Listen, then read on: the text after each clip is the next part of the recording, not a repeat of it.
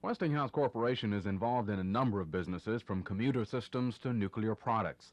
The plant proposed for Prattville would produce small uranium pellets used by nuclear reactors to produce fuel.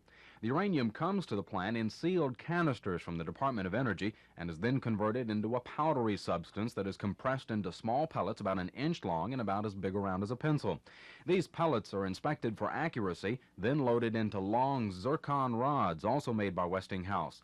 Once loaded, the rods are bundled together into what's called assemblies. These assemblies are then ready to be shipped to nuclear reactors. At the reactor, the assemblies are lowered into water, where a reaction takes place, producing heat, which in turn produces power. The reaction between the uranium pellets and the water also produces radiation, and it's this radioactivity that scares some people. Before Westinghouse can put this proposed plant into operation, it must be licensed by various state and federal agencies. Foremost among these agencies is the Nuclear Regulatory Commission in Washington, which can deny the license if it feels the plant is dangerous. There is one group called the Safe Energy Alliance of Central Alabama that is petitioning the NRC to deny Westinghouse its license. SECA, as it's known, is working hard to question every aspect of the plant, echoing the fears raised by many anti-nuclear groups who don't support any form of nuclear energy because of its potential radioactive dangers. On the other hand, Westinghouse holds firm to its belief that the nuclear industry is one of the safest because of the tight regulations of government agencies. Those Westinghouse officials are also talking about the economic benefits of their proposed plant, which for any location would mean hundreds of new jobs involving millions of dollars in construction, annual payroll, and added retail dollars to the community. There are 5 fuel fabrication plants in operation across the country now, one in Columbia, South Carolina, also operated by Westinghouse. The plant has been in operation since 1969 and has established what many people call a good record. Chris Grimshaw, WSFA TV News.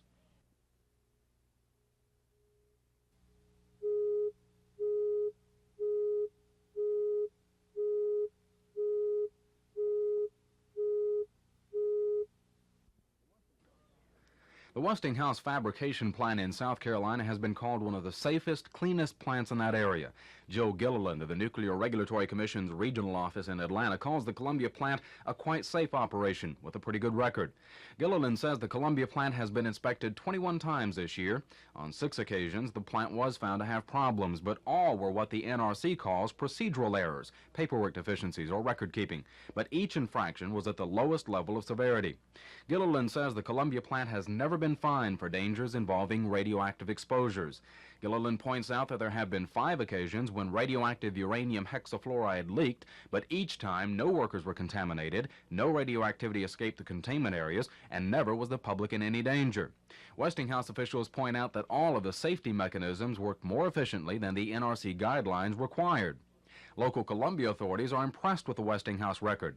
Hayward Sheely of the South Carolina Radiological Health Division of the State Department of Health. Have you had any problems with Westinghouse? No, we have not. In fact, I would say that Westinghouse is one of the cleanest operating plants we have in South Carolina. The Columbia fabrication plant has been awarded South Carolina's first ever Governor's Distinguished Service Award, as well as at least a dozen other safety awards from business and environmental groups over the last several years. B.B. Cole of the Industrial Development Commission for Greater Columbia says he's never received a complaint about the plant. Cole says the plant has fulfilled its promise of hiring local workers. But when you consider a plant that employs certainly 1,000 local people, and a plant that has invested millions of dollars, certainly you can see that it's broadened the tax base and has had a tremendous impact by the employment of that number of people. And it's those economic benefits that are particularly appealing to officials in Prattville. Chris Grimshaw, WSFA TV News.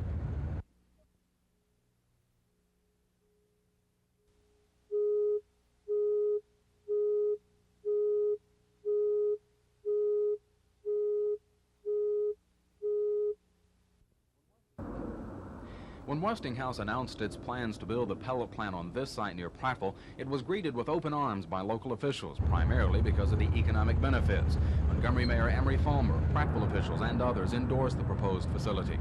Recently, during a legislative committee hearing on the nuclear industry, Prattville Chamber of Commerce spokesman James Sears made it clear that the local officials in Prattville haven't greeted the proposal with blind celebration, but instead with careful scrutiny of the facts. We were intrigued by the economic possibilities, but they were secondary to the desirability of this proposed industry. To enlighten ourselves in this area, we sought information and advice from cities under similar circumstances. Economically tempting to the Prattville area is the projected $6.5 million annual payroll, which in turn will produce another $2 million+ in retail sales. Prattville Mayor Gray Price says he's tentatively in favor of the plant. Even though he says he's done a great deal of homework, Price says he still has some questions about the safety aspects of the plant, questions raised by the Safe Energy Alliance of Central Alabama, even though he isn't impressed with Sika's approach to informing the public. I don't like irrational connotations, and when somebody uses that, it makes me lean much more the other way. Price also questions Sika's base of support in Prattville. Price says he'll make a commitment for or against the plan in several weeks after touring the South Carolina plant and talking to various regulatory officials. About Sika, the group has petitioned the NRC to intervene in the licensing hearing and has filed a list of almost 90 contentions against the plant. Many contest Westinghouse guidelines, even though they're within the federal limits. Sika contends that radiation dose levels to workers, the community, and the environment are too high and are dangerous. But Westinghouse officials point out that their radiation exposure limits are at most 20% of the maximum limits allowed by the NRC. The most awesome of the Sika contentions warns of an atomic-like explosion at the fuel fabrication plant. The geometric qualities of the uranium to be processed at that plant in Prattville are such that, given the concurrence of several possible factors at one time, the plant could have an explosion similar to that of an atomic bomb. That's not true, because we work with low enriched uranium, and that material is very similar to the natural uranium found in the earth. And in order to make bombs or materials that would perform like a bomb, you'd have to have much higher enrichments or a different type of material than we process here. It's just not possible to make a bomb with our material. Chris Grimshaw, WSFA TV News.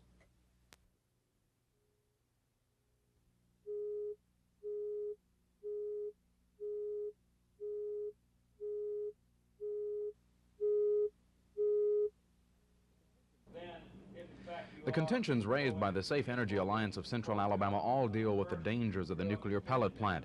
Sika warns of radiation effects on the surrounding environment, saying that wildlife and consequently the community will be contaminated. Westinghouse officials say these allegations have no basis in fact, adding that the environment is safe as evidenced by their South Carolina plant. Within the boundaries of the South Carolina plant are 600 acres of soybeans, 120 acres of pine trees to be harvested for commercial use within the next decade, and 120 acres of Bermuda coastal hay ready for livestock feed. Over and above that, a 60-acre lake and hunting grounds on the plant side are open for hunting and fishing, all of which are deemed environmentally safe by South Carolina Air, Water, and Health departments. The one area that may pose a problem for the proposed plant in Alabama is the regulatory inspection of the plant. The Federal Nuclear Regulatory Commission office in Atlanta, charged with inspecting nuclear facilities in the southeast, says it has an adequate staff to carry out its job. But the Bureau of Radiological Health in Alabama's Department of Health says regulating this proposed plant could possibly involve new laboratory equipment, tests, and more personnel to do the work, all of which means more cost to the department, which is financially fed by the state legislature. If there is no extra money, would you have the people and the staff to adequately do the job? If we got no extra money? I don't know right yet. Like I say, we have not defined everything. It's possible we could. It's a possibility we will not have what I would recommend to the legislature as a good job. I'll just have to wait and see on that. If the plant goes into operation, it would also mean regular evacuation drills by local and state officials. Godwin says the state civil defense has a nuclear evacuation plan, but there is no local plan in Prattville. But Prattville Mayor Gray Price and other officials say they're prepared to draw one up. And we do need an evacuation plan for natural emergencies or an emergency in any factory that could blow up around here. Westinghouse also has an in-plant evacuation plan and conducts at least one annual full-scale drill in conjunction with Columbia and South Carolina officials. All of their drills have been approved by the NRC and other regulatory agencies. Even so, Sika has questioned the ability of Prattville authorities to handle a nuclear accident of any level because of the specialized training needed to avoid mistakes. Westinghouse has an in-plant fire plan that conforms to the NRC guidelines, but even the NRC is questioning its own limits, considering strengthening them to ensure an even higher degree of safety. Chris Grimshaw, WSFA TV News.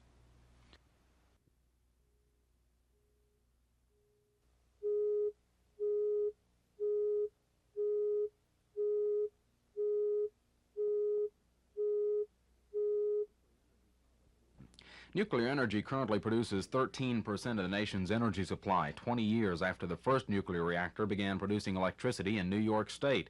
By 1969, there were 10 plants in operation across the U.S.